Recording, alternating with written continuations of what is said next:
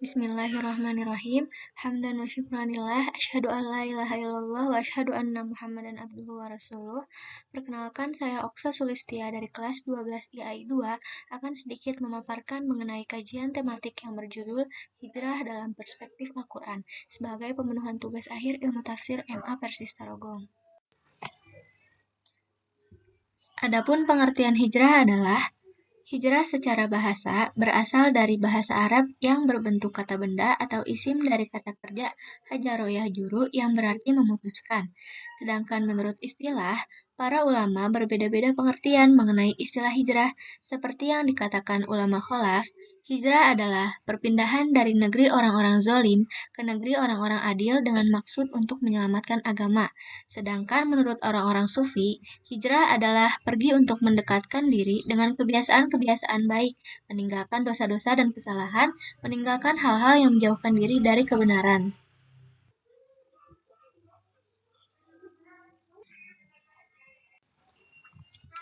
Selanjutnya, hijrah memiliki eksistensi yang sangat mulia dan posisi yang sangat besar dalam Al-Quran. Eksistensi hijrah dalam Al-Quran yang pertama adalah komparasi hijrah dengan ibadah-ibadah penting lainnya, seperti halnya sabar. Bila kita renungkan menyangkut kaitan hijrah dengan sabar, karena sesungguhnya perjalanan manusia di muka bumi ini hanyalah sementara bagaikan seorang musafir. Dalam perjalanannya, ia akan mendapat banyak gangguan dan rintangan, sehingga tidak ada yang dapat membentengi dirinya dengan kesabaran. Kemudian jihad. Urgensi hijrah dan jihad memiliki persamaan dalam tujuan dan harapannya. Hijrah dan jihad pula berlandaskan sama, yakni keimanan.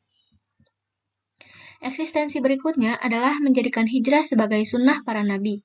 Al-Quran memberi contoh kepada kita mengenai hijrah yang dilakukan oleh para nabi terdahulu serta para pengikutnya, agar jelas bagi kita bahwa hijrah merupakan sunnatullah dalam dakwah. Adapun contoh hijrah umat terdahulu selain yang dilakukan oleh Nabi Muhammad SAW adalah hijrah yang dilakukan oleh Nabi Ibrahim, Nabi Musa, Nabi Isa, dan Nabi Lut. Dalam pembahasan hijrah ini, surat yang akan saya bahas mengenai hijrah adalah surat Al-Baqarah ayat 218 dan surat Al-Mudatsir ayat 5.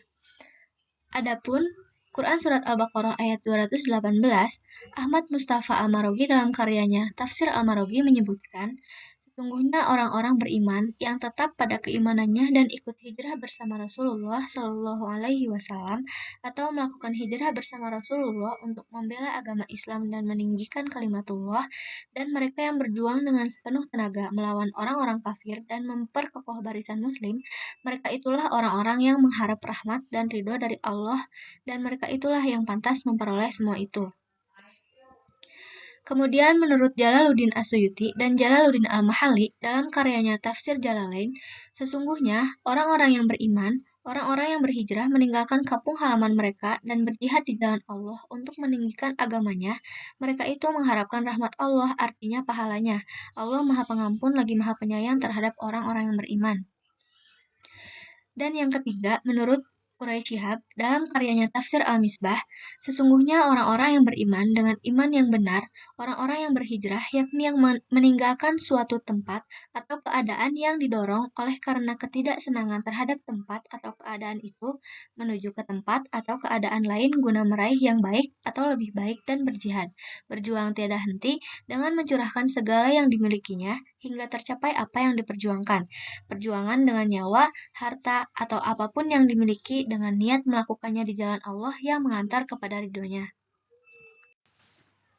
Kemudian dalam Quran surat Al-Mudatsir ayat 5, Ibnu Katsir dalam karyanya Tafsir Ibnu Katsir menyebutkan, dirimu dan jiwamu bersihkan dari berbagai maksiat dosa, hatimu dan niatmu bersihkan dari segala niat yang tidak baik. Sedangkan dalam Tafsir Jalalain menyebutkan, dan perbuatan dosa lafaz ar-rujza ditafsirkan oleh Nabi berhala-berhala, tinggalkanlah hal itu untuk selama-lamanya. Yang terakhir adalah menurut Quraisy Shihab dalam karyanya Tafsir Al-Misbah, dan dosa, yakni menyembah berhala, betapapun hebat dan banyaknya orang yang menyembahnya, maka tinggalkanlah apapun yang terjadi, dan dengan dalih apapun tidak diperkenankan bagimu, wahai Nabi Muhammad, untuk menerima dan merestui penyembahan berhala. Prinsip akidah yang tidak dapat ditawar-tawar adalah keesaan Tuhan yang murni serta penyembahan padanya semata. Dari pembahasan yang telah disampaikan tadi, dapat diambil kesimpulan bahwa terdapat dua jenis hijrah. Yang pertama adalah hijrah secara jasmani, yaitu hijrah dari Darul Harbi, setiap negara yang tidak dapat ditegakkan syariat Islam dan tidak menerima kepemimpinan kaum muslimin agar dapat bergabung dengan jemaah kaum muslimin dimanapun mereka berada. Kemudian yang kedua adalah hijrah secara rohani, yaitu hijrah yang dilakukan oleh fisik mengikuti hijrah ini. Hijrah ini mengandung unsur siapa dan kemana seseorang berhijrah dari segala kecintaannya kepada selain Allah menuju kecintaan kepada Allah Subhanahu wa Ta'ala. Terakhir, hijrah mengajarkan kepada kita bahwa berpegang teguh dengan agama dan menegakkan sandi-sandinya merupakan landasan dan sumber bagi setiap kekuatan. Sekian pemaparan yang dapat saya sampaikan. Mohon maaf bila terdapat kesalahan dan kekurangan. Jazakumullahu khairan katsira. Wassalamualaikum warahmatullahi wabarakatuh.